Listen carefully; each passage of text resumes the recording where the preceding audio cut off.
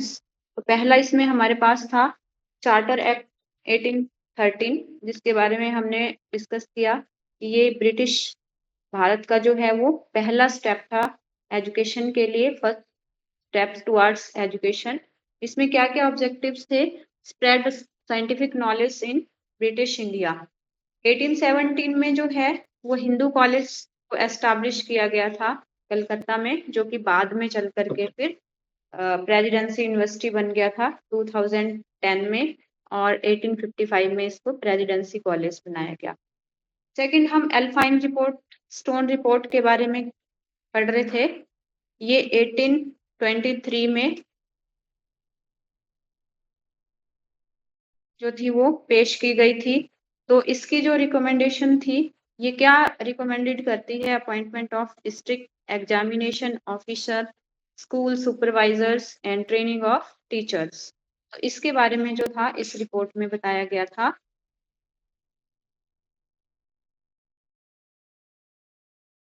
It recommended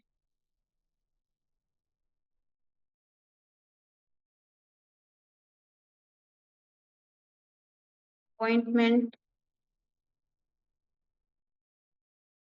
of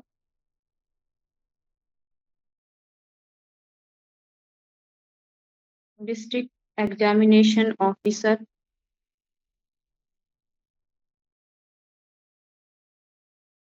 school supervisor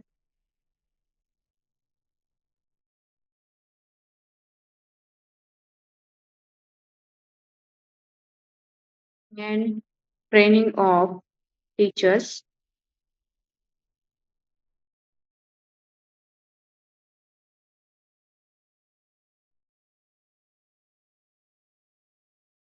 अल्फाइन stone एक institution भी था, फिर बाद में जो है इसको सेटअप किया गया था 1834 में बॉम्बे में, which mark the beginning of new development in the field of higher education.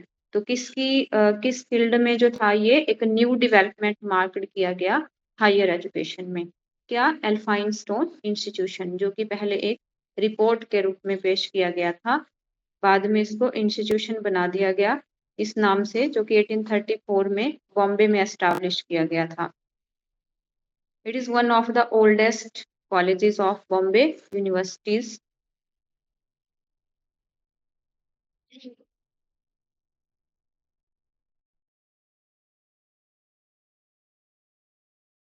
Fine stone institution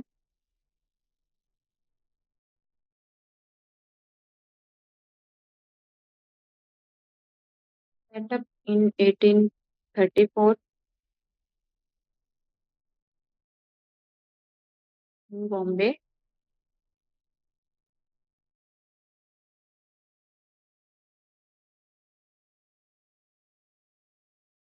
oldest college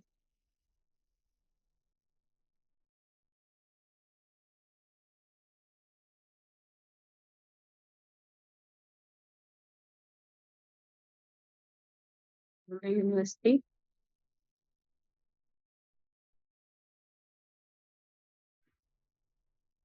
उसके बाद जो है हमारे पास आता है मैकॉलेज माइनर।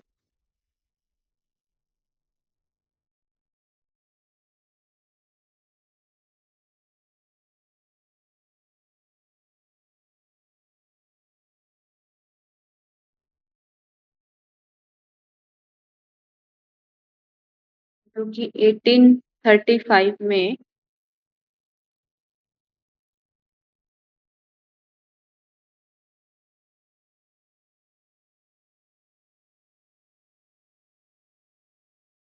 लागू किया गया था under Lord William Bentinck.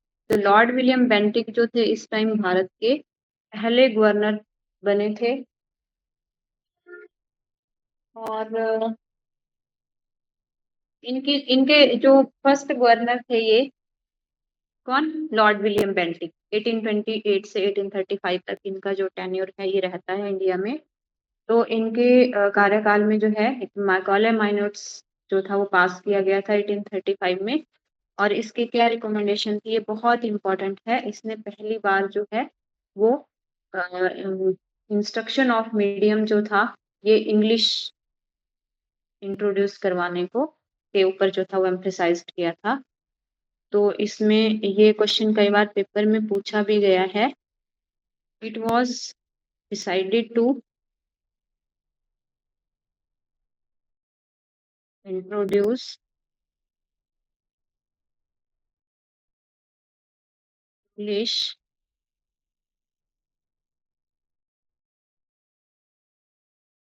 Medium of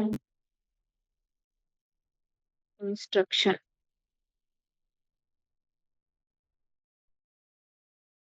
mainly जो है वो एलिमेंट्री और सेकेंडरी एजुकेशन के लिए इसमें ये रिकमेंडेशन की थी, English as a medium of instruction. उसके बाद नेक्स्ट इम्पॉर्टेंट आता है हमारे पास वुड्स डिस्पैच।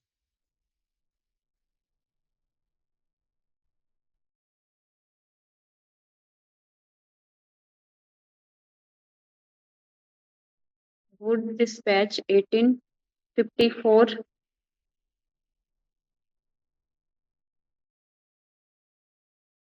चार्ल्स वुड जो थे वो एक ब्रिटिशर पॉलिटिशियन थे और ये central East India board of central East India company के प्रेसिडेंट भी रहे हैं और इन्होंने शिक्षा के ऊपर जो था वो एक बहुत लंबा डॉक्यूमेंट सबसे लंबा डॉक्यूमेंट माना गया है ये, लॉन्ग डॉक्यूमेंट ऑफ 100 पैराग्राफ्स, जिसमें कितने पैराग्राफ्स थे? 100 पैराग्राफ्स।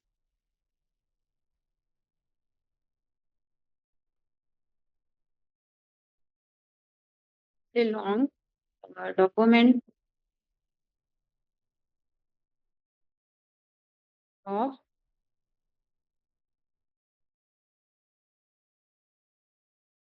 100 पैराग्राफ्स।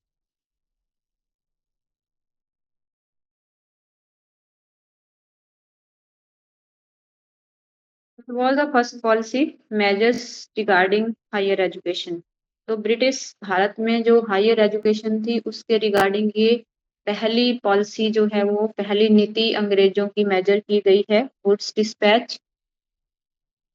और ये वुड्स डिस्पैच एक पत्र था, ये डिस्पैच किया गया था कहाँ? डलहौजी कंपनी, डलहौजी कंपनी को जो था ये भेजा गया था। तो इस किसने भेजा था? चार्ल्स वुड ने, इसलिए इसका नाम वुड्स डिस्पैच पड़ा। और इसको हम एक और नाम से भी जानते हैं, also known as Magna Carta of English education in India, also known as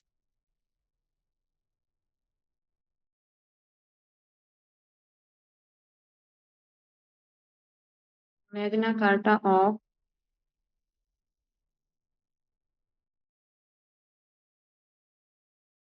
English education in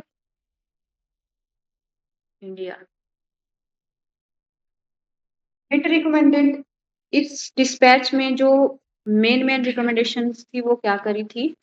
it recommended setting up of 3 universities, 3 यूनिवर्सिटियां जो हैं ये एस्टैब्लिश की जाएंगी। कहाँ कहाँ पे? 3 प्रेसिडेंसियों में, मद्रास, कलकत्ता और Bombay.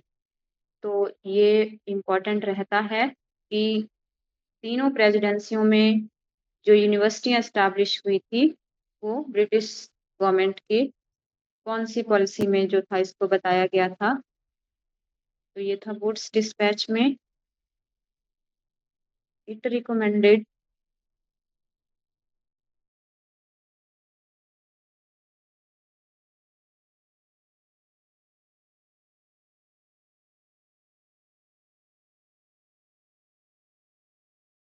setting up of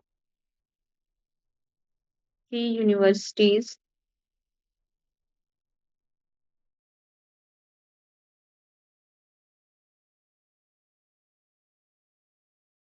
at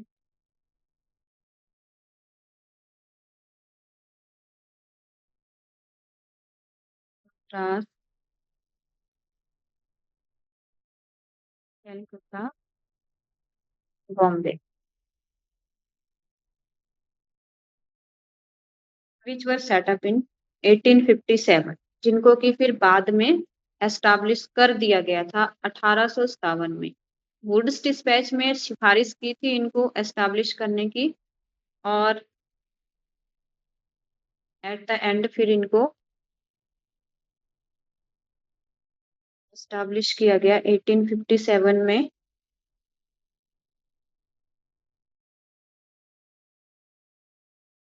which were set up in 1857।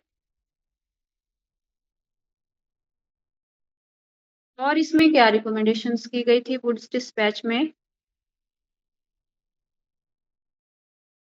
Promote women education,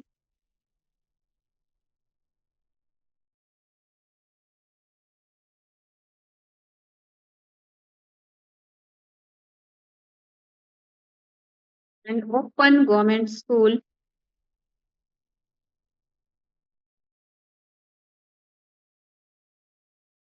in every district of India.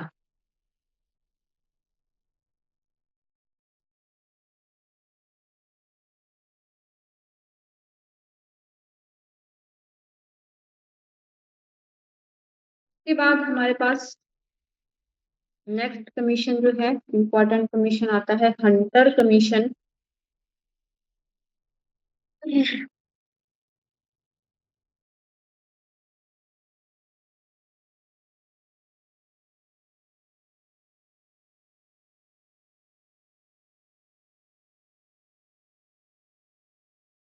Eighteen 82।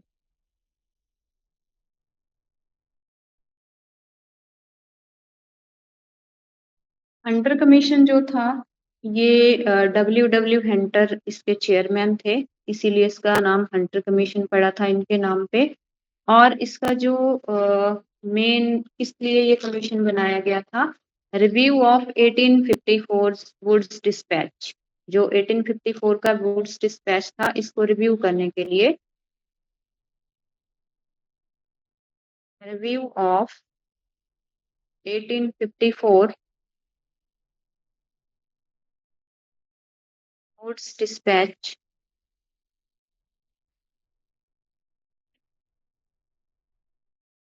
और इसमें जो है वो सिर्फ प्राइमरी और सेकेंडरी एजुकेशन की बात की गई थी। रिकमेंडेशन ओनली प्राइमरी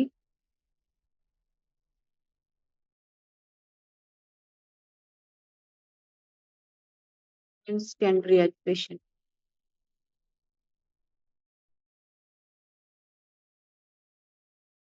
और इसमें हंटर कमीशन में ये बोला गया था कि जो प्राइमरी एजुकेशन थी इसका जो है वो रिस्पॉन्सिबिलिटी जो है वो स्टेट की रहेगी, और special care of primary education by the state.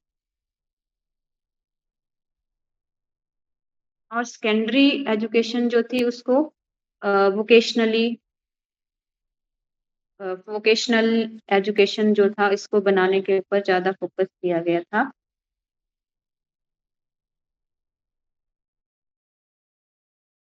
Secondary level पर जो है बच्चों को वोकेशनल एजुकेशन देनी है के ऊपर एम्फेसाइज किया गया था इसमें हंटर कमीशन में।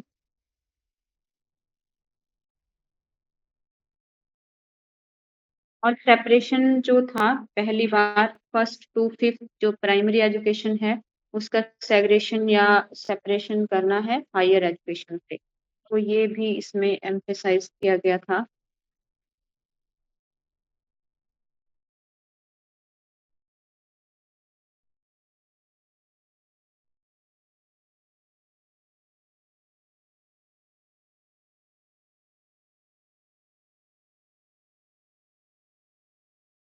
Separation of primary education and higher education.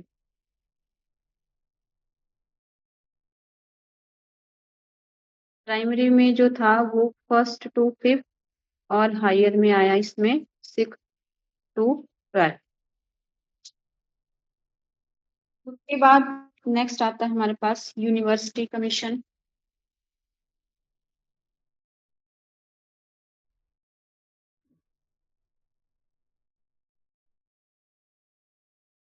University commission 1902। British viceroy lord Curzon के द्वारा जो था इसको अपॉइंट किया गया था यूनिवर्सिटी कमीशन को। लॉर्ड कर्जन जो थे भारत के वायसराय रहते हैं 1905 तक, 1898 से 1905 तक इनका टेन्योर रहता है। तो इन्होंने अपने कार्यकाल में जो है वो यूनिवर्सिटी एजुकेशन को जो था वो इसकी ओर जो था वो अपना ध्यान दिया था। तो यूनिवर्सिटी कमीशन और यूनिवर्सिटी एक्ट ये दो इन्होंने अपॉइंट किए थे। और ये वही लॉर्ड कर्जन थे जिन्होंने पार्टीशन ऑफ बंगाल जो था किया था। और यूनिवर्सिटी कमीशन जो है वो 1902 में आता है और यूनिवर्सिटी एक्ट जो है वो 1904 में आता है। तो इसमें कंफ्यूजन नहीं क्रिएट करना है आपको, क्योंकि ये क्वेश्चन शायद पूछा भी गया है कमीशन में, लास्ट टाइम ये पूछा गया था यूनिवर्सिटी कमीशन, सॉरी एक्ट के बारे में पूछा गया था उसमें। तो ये दोनों लॉर्ड कर्जन के द्वारा ही अपॉइंट किए गए थे। Lord Curzon was the first person to appoint a commission on university education. University education के ऊपर इन्होंने ये कमीशन जो था वो एस्टेब्लिश किया था। और इसके किसके चेयरमैनशिप में इन्होंने किया था ये भी इम्पोर्टेंट रहता है। तो university commission was appointed under the this commission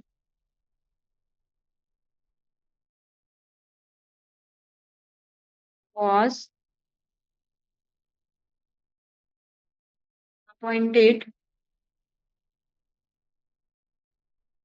under the chairmanship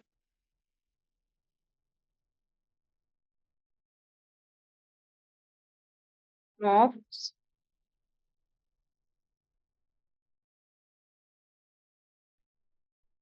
Sir Thomas Raleigh. Sir Thomas Raleigh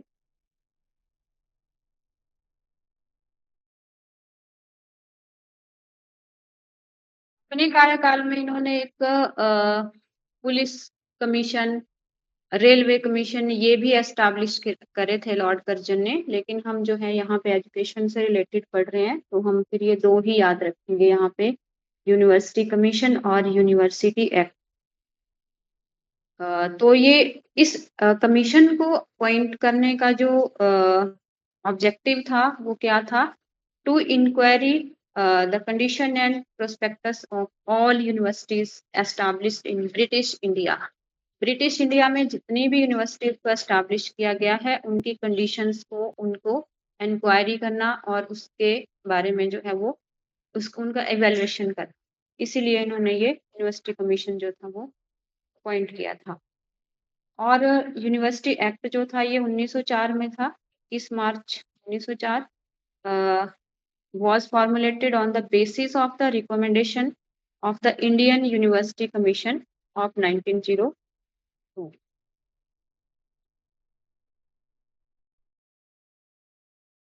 के बाद आता है हमारे पास सैडलर कमीशन।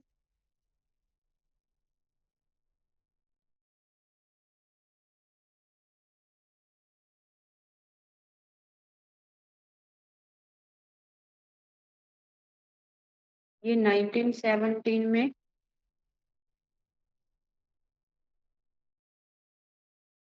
तो हम एक और अनदर नाम से भी जानते हैं, Calcutta university commission. It is also popular as the Calcutta university commission.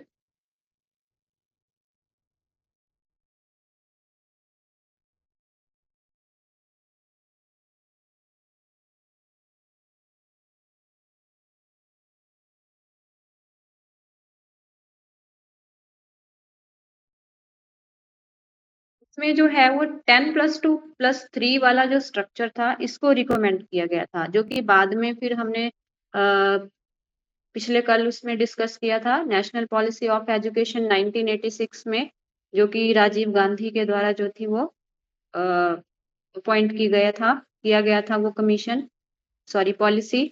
उसमें जो है वो 10+2+3 वाला स्ट्रक्चर अडॉप्ट किया गया था।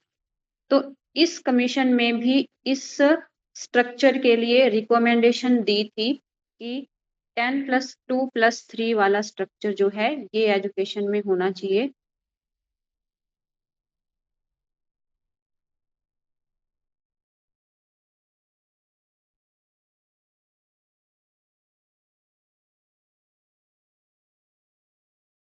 Separation of intermediate education from degree college, इस कमीशन में क्या रिकमेंडेशन की गई?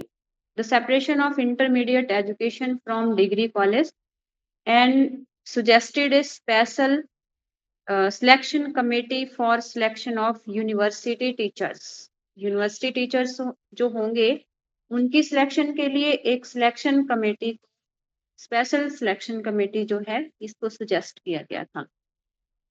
और इसमें जो है वो एक इम्पॉर्टेंट और क्या रिकमेंडेशन की गई थी? Calcutta university commission suggested the setting up of CABE।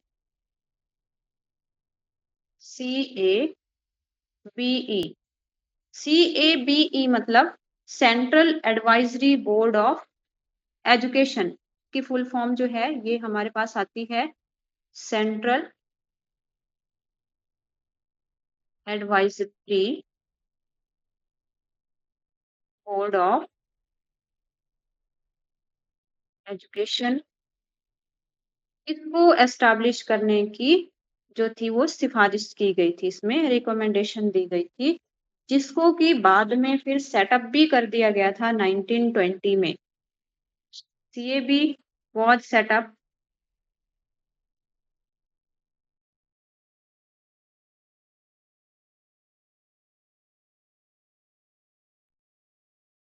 in 1920।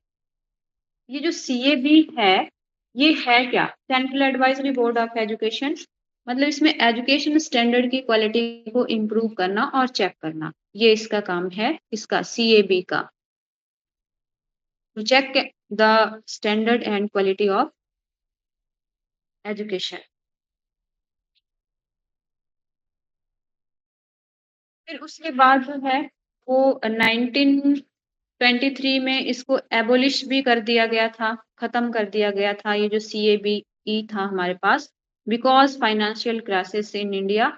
लेकिन फिर बाद में हमारे पास हारतोग कमेटी आती है, नेक्स्ट जो है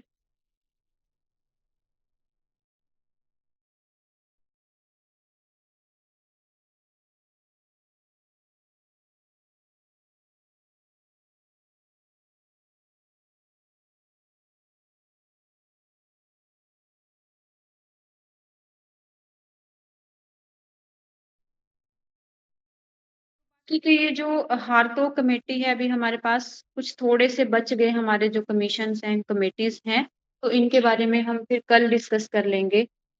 वैसे तो मैंने सोचा था कि आज ही हम इनको खत्म कर देंगे, बट मेरी एक्चुअली क्लास का टाइम हो गया है, तो ये जो क्लास है तो फिर हम इनको कल कंटिन्यू करते हैं और कल जो है ये खत्म हो जाए।